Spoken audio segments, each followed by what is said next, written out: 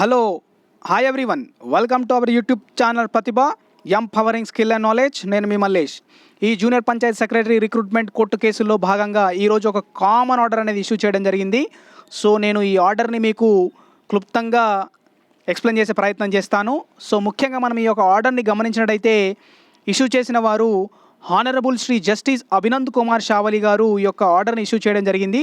అలాగే ఈ order issue చేసిన రిట్ పిటిషన్ నంబర్లు వచ్చేసి 47010, 47018, 47019, 47029, 47068, 47251, 48037, 48115 అండ్ 48140 ఆఫ్ 2018 ఈ యొక్క రిట్ పిటిషన్ల పైన ఈ యొక్క ఆర్డర్ అనేది ఇష్యూ చేయడం జరుగుతుంది. సో ఈ ఆర్డర్ని కనుక గమనించినట్టయితే, since the issue raised in all these writ petitions is one and the same they were heard together and being disposed of by the way of common order. So ఈ యొక్క పై తెలుపబడిన writ పిటిషన్లన్నీ dispose చేయడం జరుగుతుంది by the common order అంటూ ఉన్నాడు. So అలాగే ఈ respondents అంటే Panchayati Raj and rural development వారు ఇష్యూ చేసిన నోటిఫికేషన్ డేటు మరియు అలాగే ఎగ్జామ్ కండక్ట్ చేసిన డేటు ఈ యొక్క పారాలో ఎక్స్ప్లెయిన్ చేస్తూ ఉన్నారు. అలాగే ఈ యొక్క రిట్ పిటిషన్ ఇంగ్లీష్ పైన నమోదైన రిట్ పిటిషన్ నెంబర్లు నేను చదువుతాను, మీరు గమనించాలి.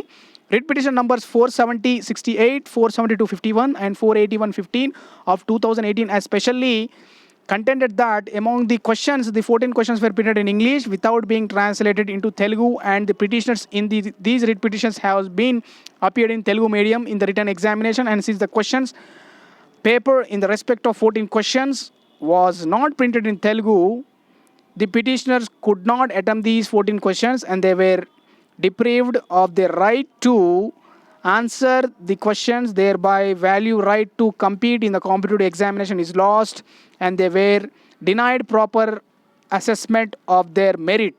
సో ఏవైతే 14 క్వశ్చన్లు ఇంగ్లీష్లో ఇవ్వడం జరిగింది, ఆ క్వశ్చన్లు ఇది తెలుగు మీడియం అభ్యర్థులకి, తెలుగు చూస్ చేసిన అభ్యర్థులకి తెలుగులో ఇవ్వలేదని చెప్పి వాళ్ళు ఈ యొక్క రిట్ పిటిషన్ నమోదు చేయడం జరిగిందనమాట, కేసులు వేయడం జరిగిందనమాట.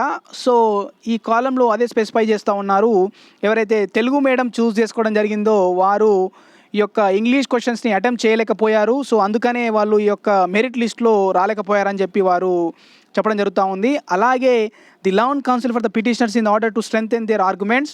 సో వాళ్ళు ఏదైతే ఈ యొక్క పిటిషన్ వేయడం జరిగిందో వాళ్ళ ఆర్గ్యుమెంట్ని స్ట్రెంగ్థెన్ చేసుకోవడానికి, అంటే దానికి సపోర్టింగ్గా కొన్ని యొక్క సుప్రీంకోర్టు జడ్జిమెంట్లు పెట్టడం జరిగిందనమాట. Kanpur university through vice chancellors versus Sameer Gupta అనే ఒక కేసు, మరియు Manish Kumar Shahi versus state of Bihar, Madras institute of development studies versus K Sivasubramaniam, Ashok Kumar versus state of Bihar, Rachal versus Rajasthan public service commission, ఏవైతే కేసులు ఏవైతే ఉన్నాయో అంతకుముందు సుప్రీంకోర్టు జడ్జిమెంట్ ఇచ్చిందనమాట, ఆ కేసుల్ని వీరు సపోర్టింగ్ డాక్యుమెంట్గా పెట్టడం జరిగింది.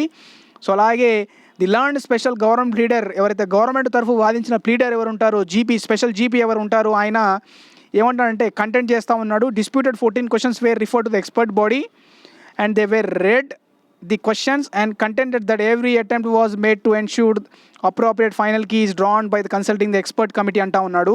సో ఈ 14 questions అంతకుముందు కూడా ఈ ఎక్స్పర్ట్ కమిటీకి రిఫర్ చేయడం జరిగింది. అలాగే ప్రిలిమినరీకి మేము పబ్లిష్ చేశాము, రిటర్న్ ఎగ్జామ్ కండక్ట్ చేశాము, అబ్జెక్షన్స్ తీసుకోవడం జరిగిందని చెప్పడం జరుగుతూ ఉంది. 17/10/2018 నుంచి 20/10/2018 వరకు ఈ యొక్క అబ్జెక్షన్ తీసుకోవడం జరిగింది. అలాగే ఈ యొక్క అబ్జెక్షన్స్ రిసీవ్ చేసుకునేది కూడా చెప్పడం జరుగుతుంది. 1495 అబ్జెక్షన్లు ఫస్ట్ పేపర్కి రిసీవ్ చేసుకున్నారు. అలాగే 3591 అబ్జెక్షన్లు రెండో పేపర్కి రిసీవ్ చేసుకోవడం జరిగింది. అలాగే 3 రోజులు ఈ యొక్క ఈ అబ్జెక్షన్ క్వశ్చన్ని పరిశీలించిన తర్వాత ఫైనల్ కీని 18/12/2018 రిలీజ్ చేయడం జరిగింది. అలాగే ఓఎంఆర్లు కూడా 20/12/2018 పెట్టడం జరిగిందని చెప్పడం జరిగిందనమాట. అలాగే ఇక్కడ ల్యాండ్ స్పెషల్ గవర్నమెంట్ లీడర్ ఏమన్నాడంటే, relied upon certain documents to demonstrate the answer mention in the final key are right. అంటే ఏదైతే క్వశ్చన్స్ అరైజ్ చేయడం జరిగిందో ఆ యొక్క క్వశ్చన్లని ఆయన కొన్ని సపోర్టింగ్ డాక్యుమెంట్లు పెట్టడం జరిగింది. అలాగే ఆయన ఏమంటున్నారంటే, final key was published after consulting the expert committee. ఏ ఫైనల్ కీ ఏదైతే ఉందో ఉట్టిగా ఏదైతే ఇవ్వలేదు, అలాగే ఎక్స్పర్ట్ కమిటీని కన్సల్ట్ అయ్యి ఇచ్చాము. It is contended that there are no irregularities committed by the respondents and the allegations leveled by the petitioners are totally false and incorrect, hence the writ petitions are liable to dismissed అంటా ఉన్నాడు. So అలాగే the learned special government pleader for the respondents apart from placing the Reliance on the foresaid judgments of the Honorable Supreme Court in Manish Kumar Shahi case comma Sivasubramaniam case para 3 ఇవన్నీ ఏదో చాలా ఉంటుంది లాలో. ఆ కేసులలో ఆయన చెప్పడం జరుగుతుందన్నమాట. ఏదైతే కీ ఏదైతే ఉంటుందో framing of questions the benefit should go to the examiner rather than to the candidate అని చెప్పడం జరుగుతుంది. According to the questions were correctly framed the key also properly prepared by the expert committee. So therefore it is not for the court to interfere as whether a particular question is properly framed or not, and it is for the expert committee to decide whether a particular question is properly framed or not అని చెప్పడం జరుగుతుంది అనమాట. ఈ court ఇంటర్ఫియరెన్స్లు అనేవి చేసుకోకూడదు. అలాగే expert కమిటీలు అనేవి వాళ్ళు వాళ్ళ యొక్క నిర్ణయాన్ని ఆల్రెడీ వ్యక్తపరిచారు. ఈ యొక్క క్వశ్చన్లు కానీ ఇంగ్లీష్ క్వశ్చన్లు కానీ కరెక్టే అని చెప్పడం జరుగుతుందని ఆయన చెప్పడం జరుగుతుందన్నమాట. అలాగే further it is difficult for the court to go into the correctness otherwise of the question framed by the respondents and the final key published by the respondents after due consultation with the expert committee, since the both petitioners as well as respondents are relying on certain documents in the supporting of their lines of reasoning. It is become very difficult for the court to decide as to which line of the reasoning is correct. Therefore this court is of the considered view that it would be appropriate if the respondents are directed to once again refer the questions to the expert body.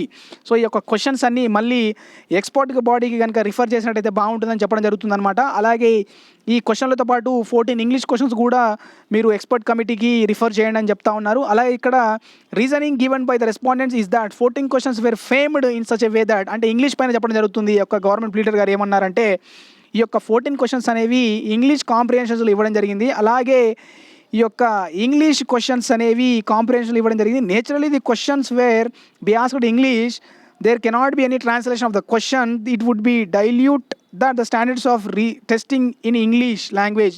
అయితే ఈ యొక్క English లాంగ్వేజ్ని test చేయడానికి ఇచ్చాం కాబట్టి ఈ యొక్క English questions అనేది ఇంగ్లీష్లో ఇవ్వడం జరిగింది. అలాగే ఈ యొక్క గవర్నమెంట్ లీడర్ గారు ఇంకో పాయింట్ కూడా చెప్పడం జరిగింది అనమాట. Minimum qualification for the post of junior Panchayat secretary as notified is that of graduation, and after graduation every candidate is expected to read, write and know the English language as there is no such exemption of English language in the graduation level అని చెప్పడం జరుగుతుంది అనమాట.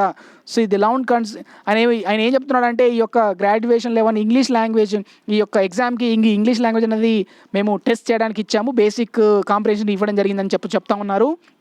అలాగే ఈ యొక్క 14 క్వశ్చన్స్ని అలాగే ఈ 19 క్వశ్చన్స్ని ఈ యొక్క మనకి ఎక్స్పర్ట్ కమిటీకి రిఫర్ చేయడం జరుగుతుందని చెప్పి ఈ యొక్క పారాలో చెప్పడం జరుగుతుంది. In the view of above all the writ petitions are disposed of directing the respondents to constitute a committee consisting of academic experts to look into the above set aspects and submit the report as early date. It is needless to say that the members of earlier committees shall not form part of the committee now to considered by the respondents. అయితే committee form చేస్తూ ఉన్నారు, అంతకుముందు committee మెంబర్లు ఇందులో ఉండకూడదని చెప్పి court direct చేస్తూ ఉంది. అలాగే decision taken by the committee on the above set aspect shall be final and binding on all the parties. The entire exercise as directed above shall complete within a period of 2 weeks from today. So 2 వారాల లోపు ఈ యొక్క committee నివేదిక అనేది ఇస్తుంది. ఏ రోజు నుంచి అంటే 13/2/2019 రోజు నుండి 2 వారాల లోపు ఈ యొక్క కమిటీ రిపోర్ట్ ఇస్తుంది. ఆ యొక్క కమిటీ రిపోర్టే ఫైనలు అని చెప్తా ఉన్నాడు అనమాట. సో అలాగే as consequence miscellaneous petition pending if any in the writ petition shall be stand closed అంటున్నాడు. ఏవైతే ఇంకా రిట్ పిటిషన్లు ఏవైతే ఉన్నాయో అన్నీ క్లోజ్డ్ అంటూ ఉన్నారు. సో ఈ యొక్క రిట్ పిటిషన్ను ఇవన్నీ క్లోజ్ అయిపోయాయి, డిస్పోజ్ అయిపోయాయి కాబట్టి కమిటీ నిర్ణయమే ఫైనల్ ఉంటుంది. సో మనకు కమిటీ నిర్ణయం ఏముంటుంది అనేది మనం చూడాలి. అలాగే ఈ యొక్క ఇంగ్లీషు ఏదో డిగ్రీ లెవెల్ ఎగ్జామ్కి ఇంగ్లీషు కాంప్రిహెన్షన్ టెస్ట్ చేయడానికి ఇచ్చారు కాబట్టి అంతకుముందు ఒక కమిటీ ఈ యొక్క దాన్ని మార్చలేదు కాబట్టి ఇప్పుడు ఈ కమిటీ మారుస్తుందా లేదా ఒకటి చూడాలి. అలాగే ఈ 19 క్వశ్చన్లు ఏవైతే ఉన్నాయో వాటిని కూడా ఈ కమిటీ ఒకసారి పునఃపరిశీలించి మారతాయా లేదా అని చెప్పి తన యొక్క నిర్ణయాన్ని వ్యక్తం చేసే అవకాశం అయితే ఉంది. సో మనకి 2 వారాల్లో ఈ యొక్క కేసు అనేది కొలిక్కొచ్చే అవకాశం ఉంది. అంటే ఇప్పుడు మనకు అట్లీస్ట్ మనకి ఆల్రెడీ ఈరోజు 19 కాబట్టి మనకు ఇంకో 6 రోజుల్లో మనకు ఈ యొక్క కమిటీ రిపోర్ట్ అనేది సబ్మిట్ చేస్తుంది కాబట్టి ఈ యొక్క కమిటీ రిపోర్టే ఫైనలే కాబట్టి మనకు ఏం మారుతాయి ఏం మారవనేది మనకు 26 రోజున తెలుస్తుంది. ఆ రోజు మీకు వీడియో రూపంలో తీసుకొచ్చే ప్రయత్నం చేస్తాను. ఈ వీడియో కనుక నచ్చితే లైక్ చేయండి, షేర్ చేయండి, ఏమైనా డౌట్లు ఉంటే కామెంట్ చేయండి. అంటే ఇంకా మీరు డౌట్లు ఇంకా క్వశ్చన్స్ మారుతాయా ఇంగ్లీష్ క్వశ్చన్స్ మారుతాయా అని చెప్పి మీరు ఇట్లాంటి డౌట్లు అడుగుతారు. డెఫినెట్గా అండి ఏమైనా మారుతుందా లేదా అనేది కమిటీ నిర్ణయించాలి కాబట్టి, అలాగే అంతకుముందు ఒక కమిటీ ఈ యొక్క అబ్జెక్షన్స్ తీసుకున్న కమిటీ ఈ యొక్క క్వశ్చన్స్ని ఎటువంటి మార్పు లేకుండా మెరిట్ లిస్ట్ అనేది ఇవ్వడం జరిగింది. ఇప్పుడు కూడా కూర్చున్న కమిటీ ఎంతవరకు మారుస్తుంది అనేది మనం చూడాలి. అలాగే మార్పు ఏదైనా ఉంటుందా లేదా అనేది మనకు కమిటీ నిర్ణయిస్తుంది కాబట్టి, అంతకుముందు కమిటీ ఎందుకు ఈ యొక్క మార్పు చేయలేదు, ఇప్పుడు కమిటీ ఎందుకు మార్పు చేస్తుంది అనేది కూడా ఒక పాయింట్గానే ఉంటుంది కాబట్టి ఎటువంటి నిర్ణయం వచ్చినా ఒక మంచి నిర్ణయం వస్తుందని ఆశాభావం వ్యక్తం చేస్తూ ఉన్నాను. సో ఈ వీడియో కనుక నచ్చితే లైక్ చేయండి, షేర్ చేయండి, ఏమైనా డౌట్ ఉంటే కమెంట్ చేయండి. ఇలాంటి మంచి వీడియోస్ కోసము ప్రతిభ యూట్యూబ్ ఛానల్ని సబ్స్క్రైబ్ చేయండి. Thank you for watching. Signing off. నేను మీ మల్లేష్.